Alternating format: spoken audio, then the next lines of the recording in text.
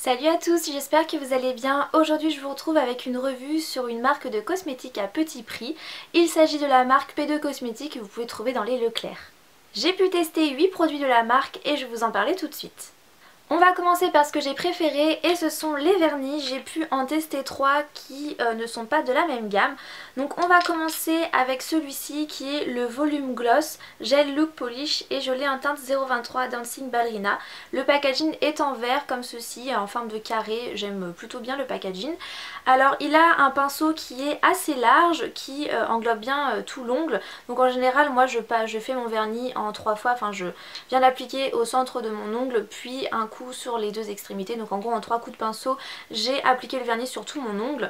Je trouvais que le pinceau était très bien, le vernis ne fait pas de traces, enfin le pinceau ne fait pas de traces quand vous appliquez le vernis, c'est bien opaque, en une couche déjà c'est hyper opaque, j'aime bien en rajouter 2 pour avoir un fini impeccable. Et au niveau de la tenue du vernis, elle était très bonne, donc j'ai pas utilisé de top coat ni de base de P2 Cosmétiques, j'ai utilisé celle que j'utilise d'habitude et le vernis a quand même beaucoup mieux de tenue que les vernis Kiko par exemple que j'utilise habituellement. Le vernis Kiko en général me fait 2 jours, il s'écaille très rapidement, ça m'énerve à chaque fois. Celui-ci m'a duré à peu près 5 jours. Et il a juste commencé à s'estomper sur le bout des ongles, il ne s'est pas écaillé et je préfère quand même, je trouve que c'est plus joli quand le vernis commence à tout petit peu à s'enlever sur le bout des ongles, on peut quand même tenir une journée avant d'enlever son vernis, alors que quand il s'écaille en général au bout de la journée c'est mort, on a déjà 2 ongles où il n'y a quasiment plus de vernis et c'est pas joli du tout. Donc celui-ci je l'ai vraiment adoré, si bien d'ailleurs que je l'ai racheté dans une autre couleur. Voilà la couleur que j'ai sur les ongles, je vous montrerai de plus près et c'est le 021 Young Miss. Donc celui-ci je l'ai acheté parce que j'avais vraiment adoré ces vernis là et il tient également super bien, enfin en même temps c'est de la même gamme. Ensuite gros coup de cœur pour celui-ci, donc là c'est le Last Forever et c'est la teinte 10 Open Your Heart et j'ai adoré ce rouge, mon copain d'ailleurs l'a également adoré.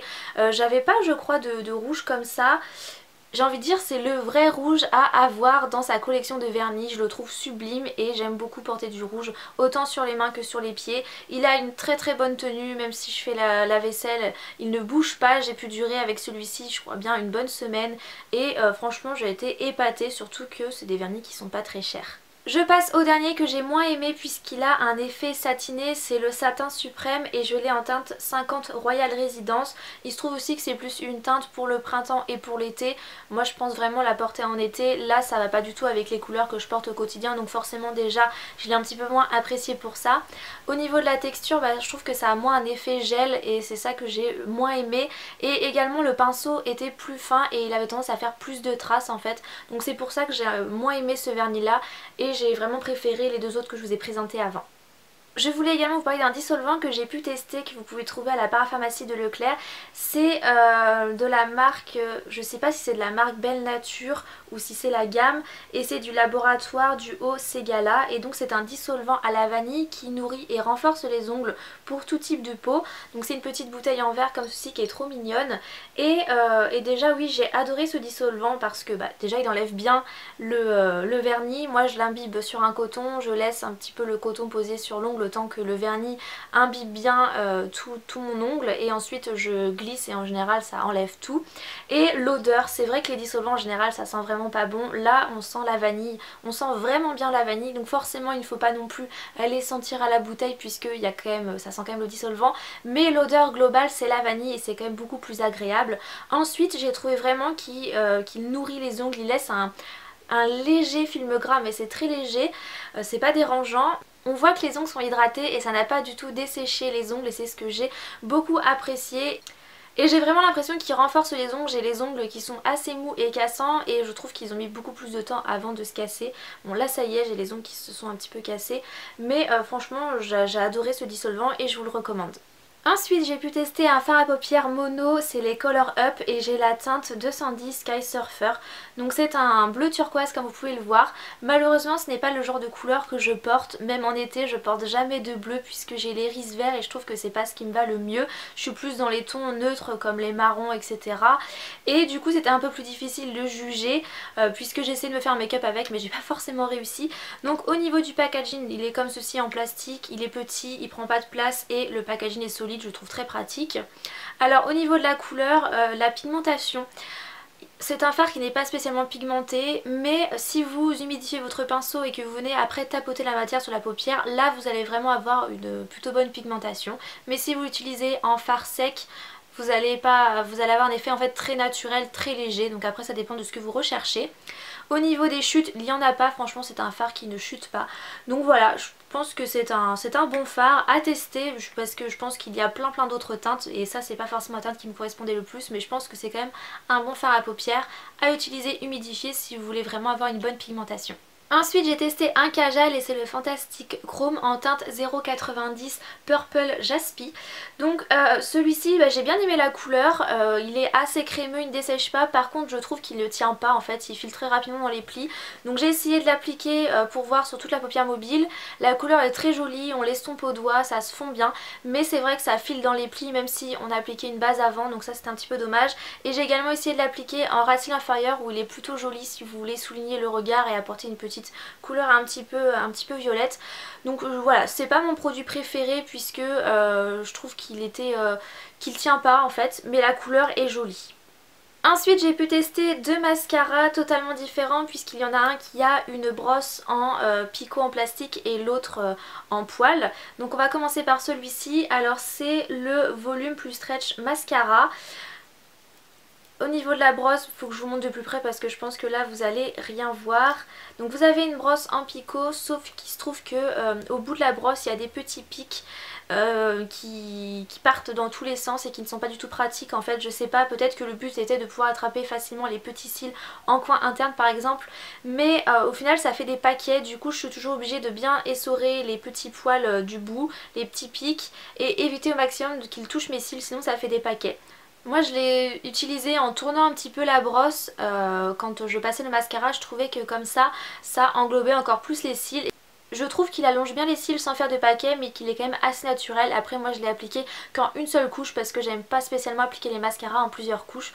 En tout cas si vous cherchez un mascara qui fait le job et qui a un effet plutôt naturel, celui-ci est vraiment très bien. Et l'autre que j'ai testé c'est le Beauty Insider Volume Mascara, black pareil comme l'autre. Et donc celui-ci il a une brosse qui est le genre de brosse que j'aime bien. Finalement j'aime toutes les brosses, je crois que je suis pas une grande difficile en mascara. Elle est en poil, elle a une forme plutôt basique, il ne fait pas du tout de paquet, je trouve qu'il prend très bien tous les cils, qu'il les allonge.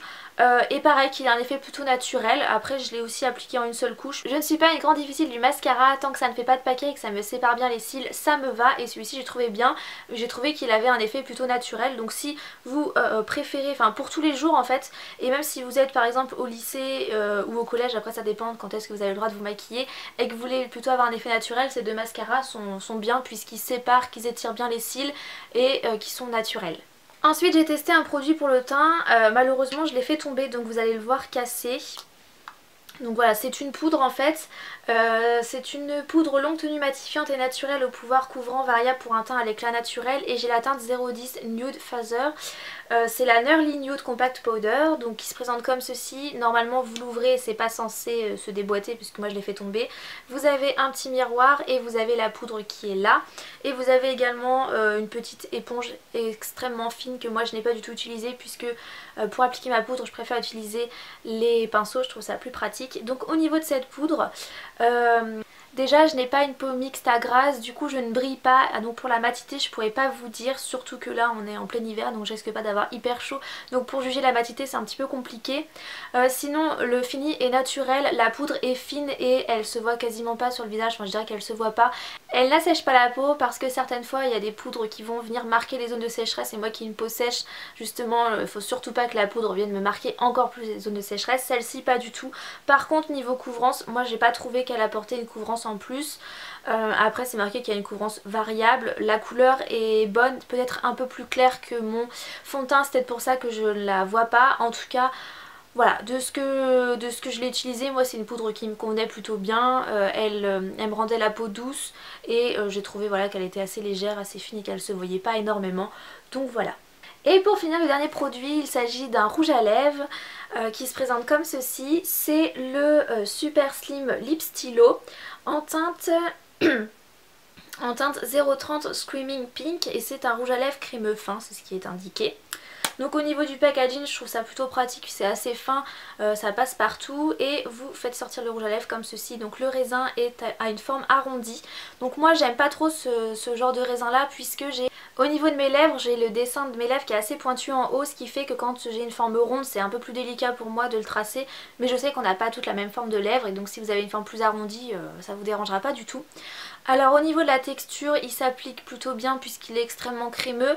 Donc n'hésitez pas une fois que vous avez appliqué le rouge à lèvres à venir pincer un mouchoir pour enlever l'excédent de produit. Par contre au niveau de la couleur, j'ai pas spécialement aimé. En fait il est un petit peu métallisé pailleté et du coup je trouve ça pas super moderne comme couleur en fait.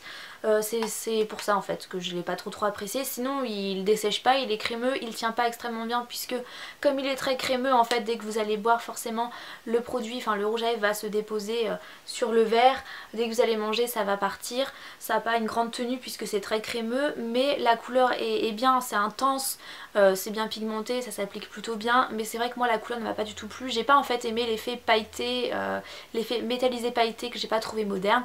Mais voilà, à voir, hein, je suis sûre que ce n'est pas la seule teinte. À voir si après toutes les teintes ont un effet métallisé ou pailleté.